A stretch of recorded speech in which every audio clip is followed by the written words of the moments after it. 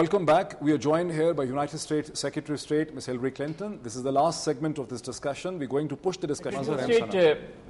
Since your last visit to Pakistan, have you noticed political stability in Pakistan, good governance, bad governance, fragile democracy? What have you noticed? Is the government stable, going? Because there are a lot of political uncertainty, and that uncertainty is creating wrong perceptions about the Pakistan's role in the war on terror as well. And secondly, what will happen if you lose in Afghanistan?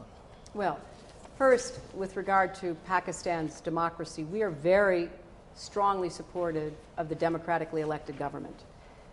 We think that Pakistan has all the ingredients for sustainable democracy. You have a very active opposition, which we know is very much involved in a day-to-day way in opposing the government. That's what oppositions are supposed to do.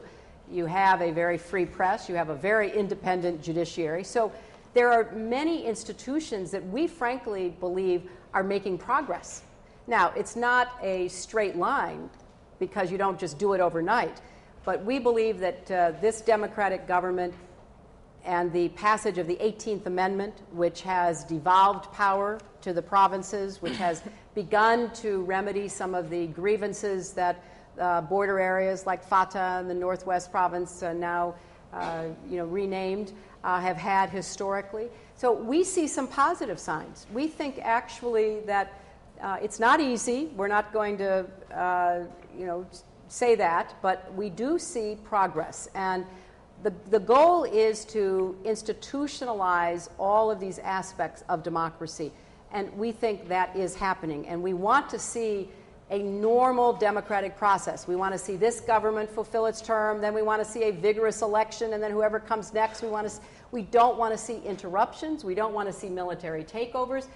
That should be part of the past. So despite the challenges of governing a large country like Pakistan, we see some promising signs.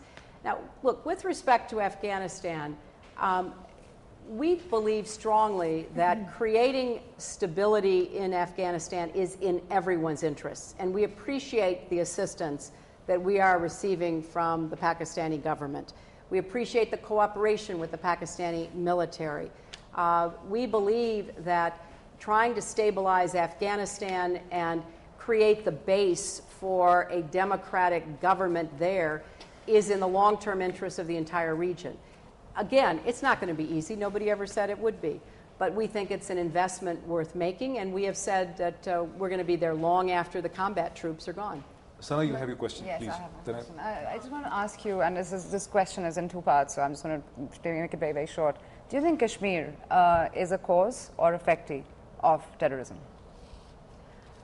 Well, I think historically it has been both. Okay, well, then there was this idea, now if you were talking about women's rights in Afghanistan, I'll talk about human rights in Kashmir. And there was an idea that was being toyed with initially before President Obama came into power. And that was the idea of having former US President Bill Clinton becoming special envoy for Pakistan and India to resolve Kashmir. Is that something that you could think? Would you recommend it to the Obama administration now?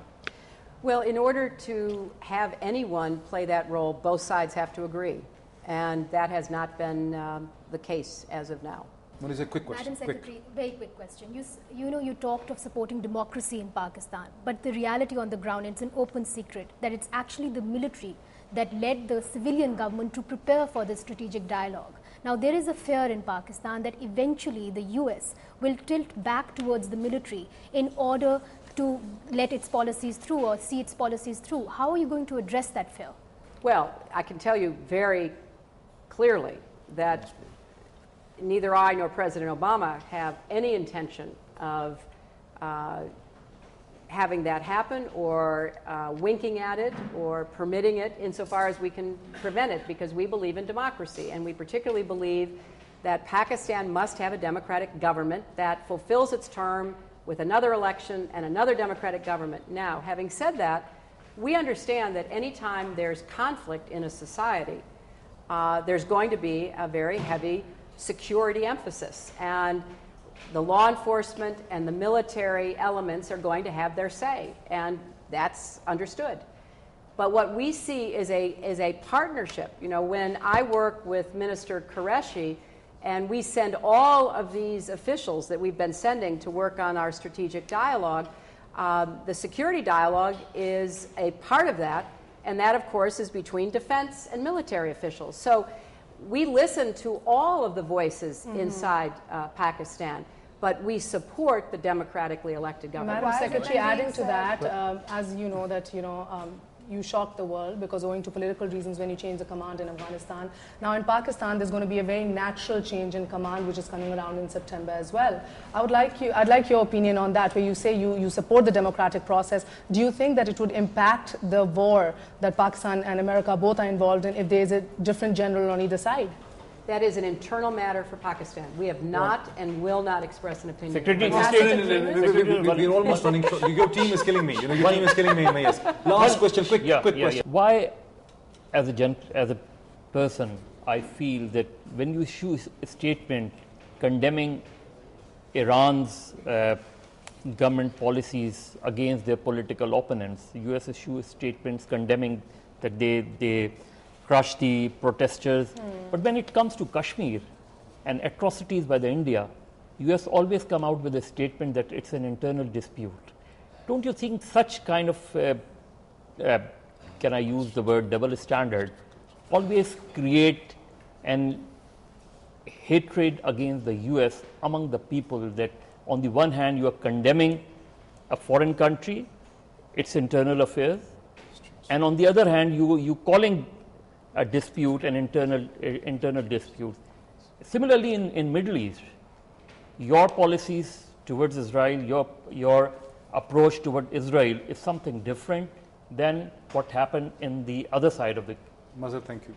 Well, first, let me say that I think there's a big difference between India and Pakistan and Iran. India and Pakistan have vibrant democratic institutions, free press, independent judiciaries. You do not find any of that in Iran.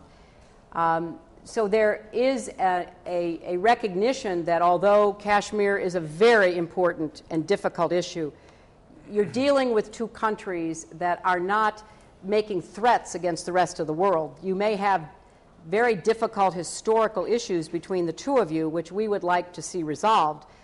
But in contrast, Iran is threatening all of its neighbors, is threatening to wipe countries off the map, is funding terrorism all over the world.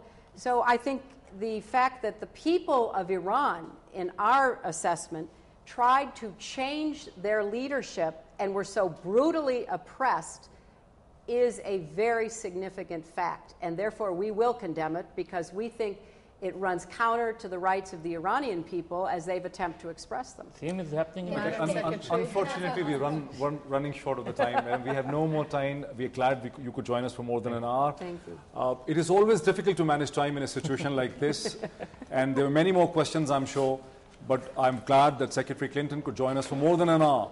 Thank you so much.